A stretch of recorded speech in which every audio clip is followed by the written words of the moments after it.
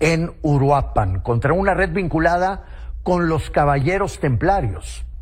Las autoridades realizaron 11 órdenes de cateo como parte de la Estrategia Nacional contra la Extorsión, dirigida contra productores. 12 detenidos, 11 cateos simultáneos, 6 armas de fuego, vehículos, equipo táctico, narcóticos, dinero en efectivo y un objeto que parece pequeño frente a todo lo demás, pero que dice mucho sobre la clase de investigación que acaba de sacudir a Michoacán. Un inhibidor de señal. Martes 11 de agosto de 2026. Omar García Harfuch hace público el golpe. Elementos de la Secretaría de Seguridad y Protección Ciudadana, Defensa, Guardia Nacional y Fiscalía General de la República ejecutaron las órdenes de cateo en Uruapan y Siracuaretiro, con información del Centro Nacional de Inteligencia. Entre los 12 detenidos aparece Cristian Maximiliano N., alias X1. El gobierno federal no lo presenta como jefe, no lo llama líder, lo vincula con una célula de los Caballeros Templarios. Esa diferencia importa. La hora exacta de los cateos no fue revelada públicamente. Tampoco las calles, colonias o inmuebles específicos. No sabemos cuántos vehículos fueron asegurados. No sabemos cuánto dinero había. No sabemos qué cantidad de narcóticos fue encontrada. Y tampoco se informó qué papel individual atribuyen los investigadores a cada uno de los 12 detenidos. Lo confirmado es el mapa general. Una investigación por extorsión contra productores, comerciantes, transportistas y empacadoras de los sectores aguacatero, ganadero y cárnico. Eso es lo que los noticieros te dijeron. Lo que no te dijeron es que este operativo no cae sobre un terreno cualquiera. Cae sobre una de las cadenas productivas más vigiladas, más disputadas y más sensibles de México. El aguacate de Michoacán no es solamente una fruta que cruza la frontera. Es empleo, es transporte, es empaque, es tierra, es exportación, es dinero que circula desde una huerta hasta una mesa en Estados Unidos. Y cuando una red criminal logra colocar una cuota en algún punto de esa cadena, ya no necesita controlar todo el negocio. Le basta con controlar el miedo. Ojo a esto. Harfuch habló de productores, comerciantes, transportistas y empacadoras. 4 eslabones distintos, 4 lugares donde una amenaza puede convertirse en dinero. Y aquí aparece otra vez el objeto que quedó asegurado durante los cateos. El inhibidor de señal. La autoridad no ha explicado quién lo utilizaba ni para qué. No ha dicho que perteneciera a X1. No ha detallado si estaba activo. Pero está en el inventario oficial junto a armas, vehículos, equipo táctico, narcóticos y efectivo. Por eso no conviene de adornarlo. Basta con entender que los investigadores consideraron relevante asegurarlo. Ahora retrocede 13 años. Michoacán ya conoce esta historia.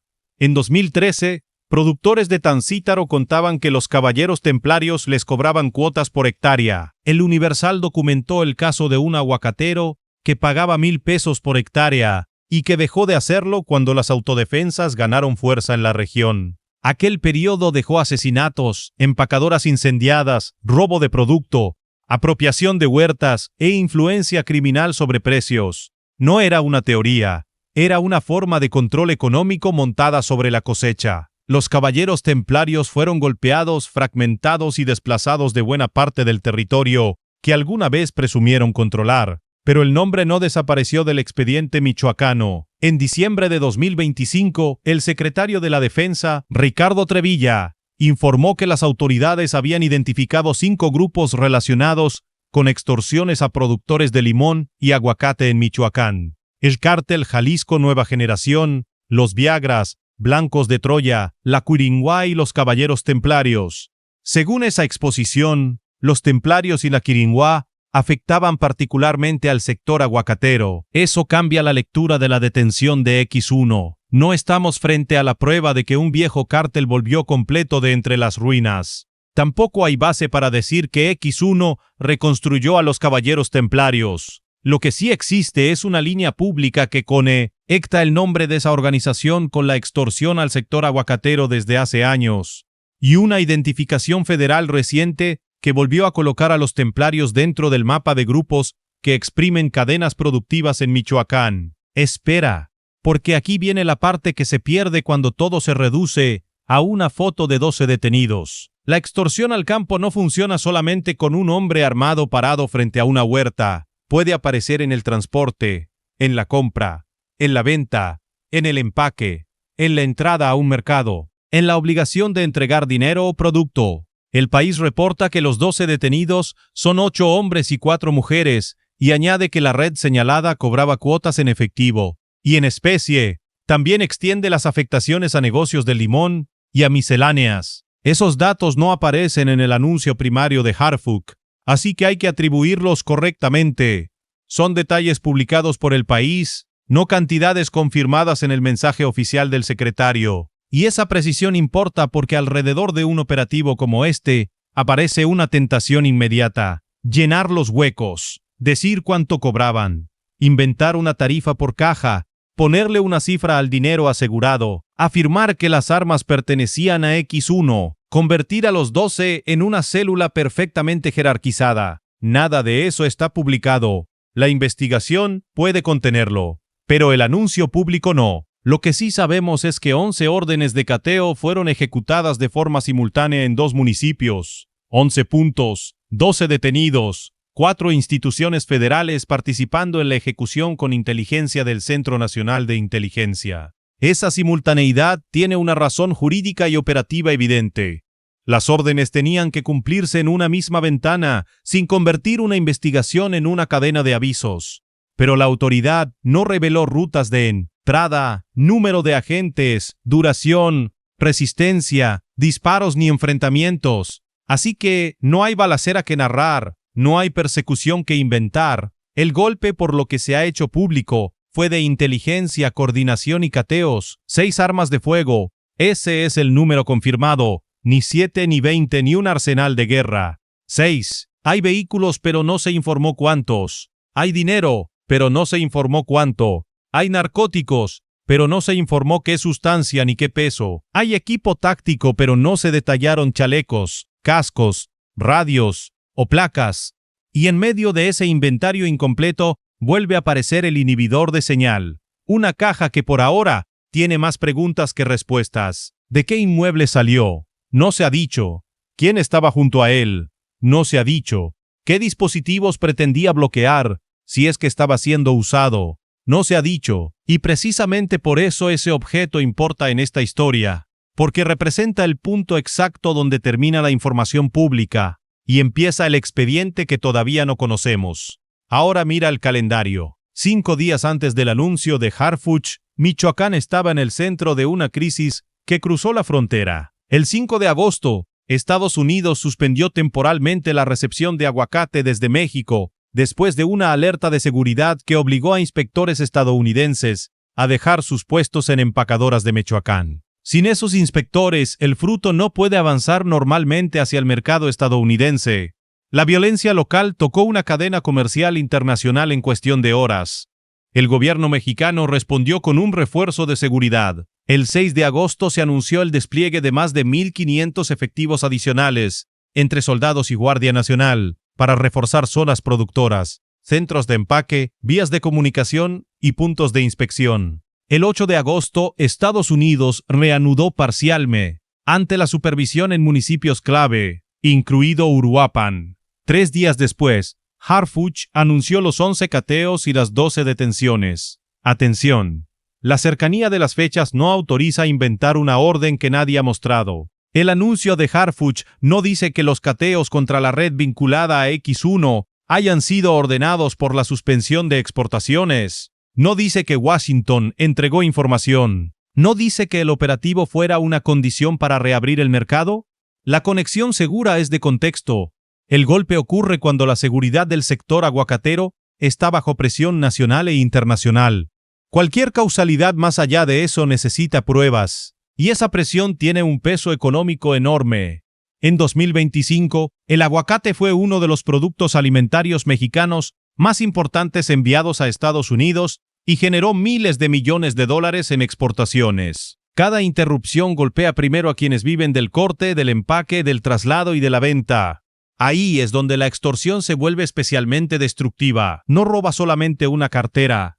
Puede encarecer una ruta, detener un camión vaciar una bodega, paralizar una cosecha o convertir una amenaza local en un problema comercial entre dos países. Lo que sigue es todavía más importante. Uruapan no es una pieza aislada. El 3 de julio de 2026, un reporte del Gabinete de Seguridad presentado en Morelia ya colocaba la extorsión a los sectores productivos en el centro de la estrategia federal. Para Michoacán, Harfuch habló de protección directa a productores de aguacate y limón, empacadoras, comerciantes y empresarios. Informó que en las semanas anteriores habían sido detenidos 6 objetivos relacionados con extorsión que afectaban sectores maderero, resinero y aguacatero. Es decir, la operación de agosto no nace de la nada. Entra en una campaña que ya llevaba meses acumulando detenciones, inteligencia y despliegues.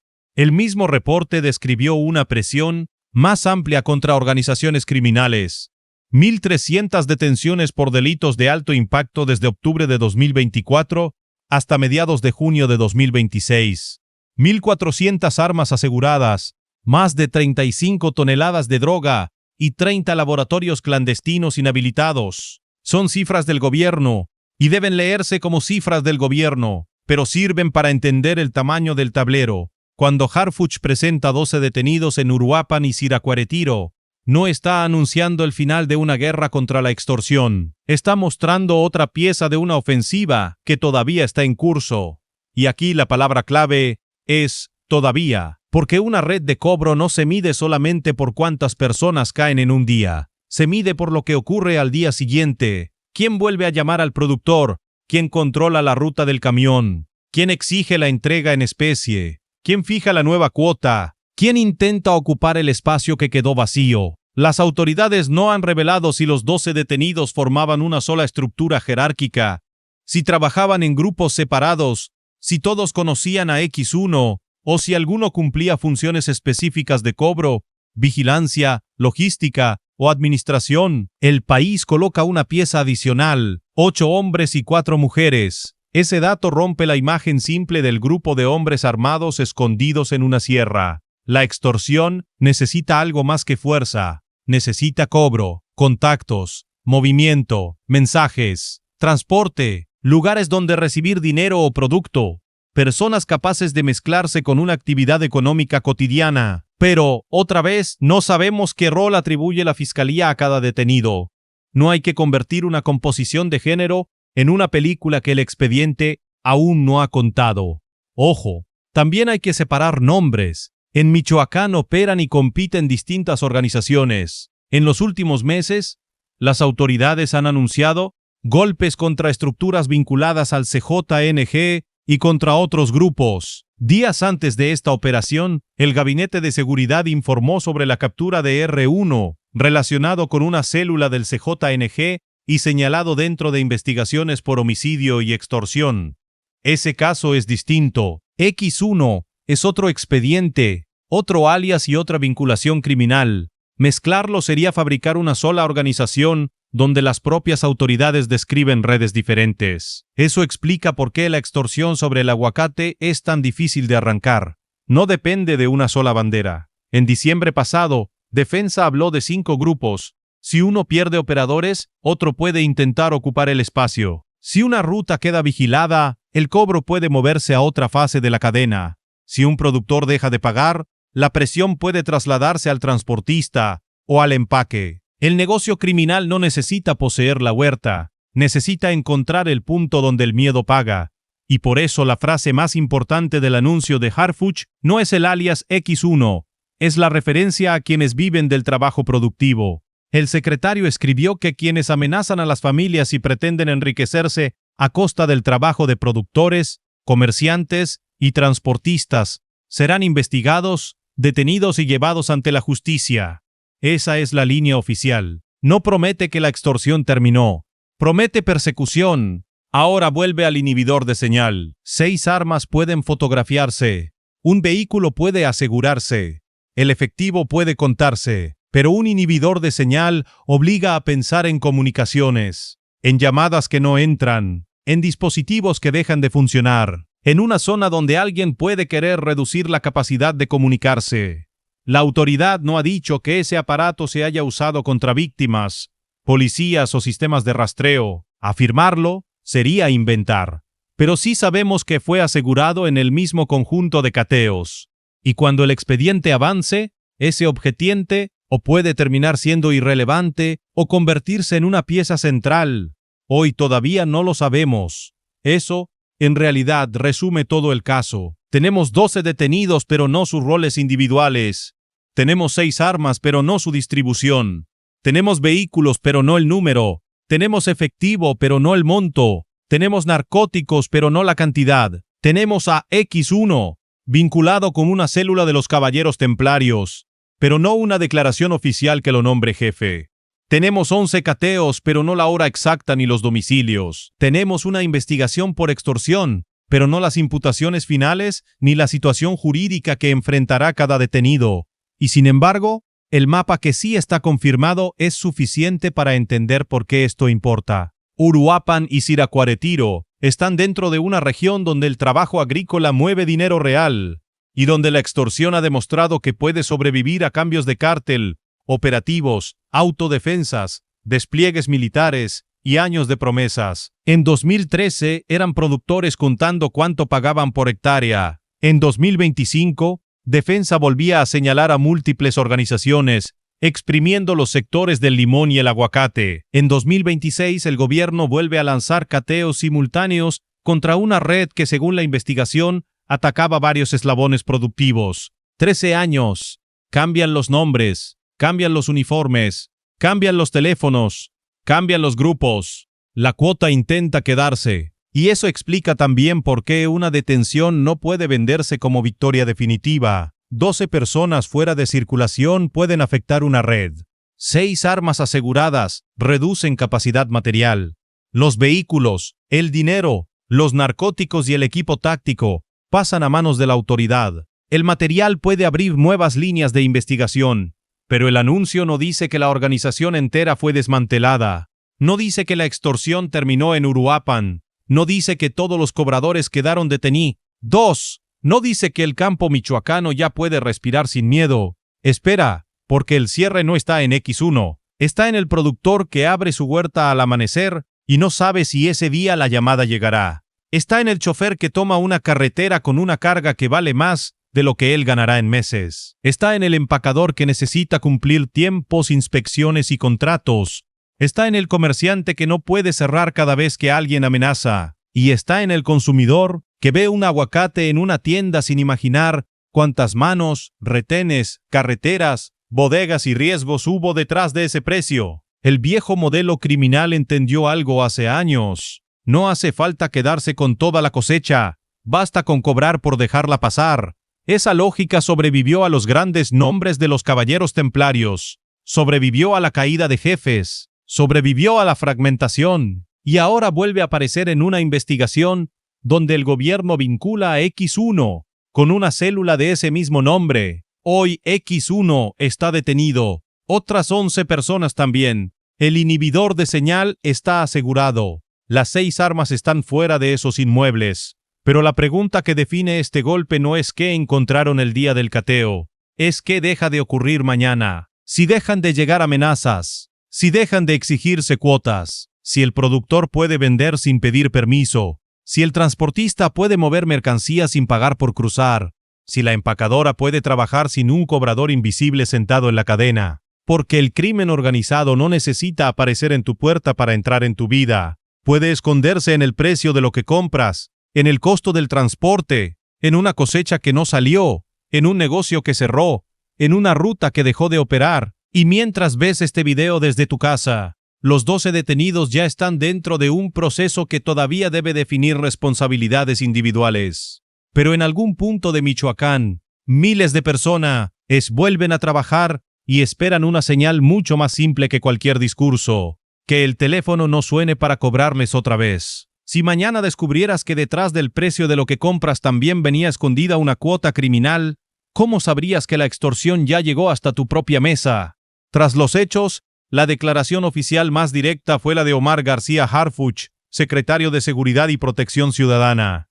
El 11 de agosto de 2026, informó los 11 cateos simultáneos en Uruapan y Siracuaretiro, la detención de 12 personas, la vinculación de Cristian Maximiliano N., alias X1, con una célula de los Caballeros Templarios y el aseguramiento de 6 armas de fuego, vehículos, un inhibidor de señal, equipo táctico, narcóticos y dinero en efectivo. Su mensaje cerró con una advertencia: quienes amenazan a las familias y pretenden enriquecerse a costa del trabajo de productores, comerciantes y transportistas serán investigados, detenidos y llevados ante la justicia. Ese es, hasta ahora, el núcleo público del caso. Todo lo que falta, montos, domicilios, roles individuales, cargos concretos y situación judicial de cada detenido, tendrá que salir del expediente y de las autoridades competentes, no de rumores. Suscríbete para reportes de seguridad sin censura.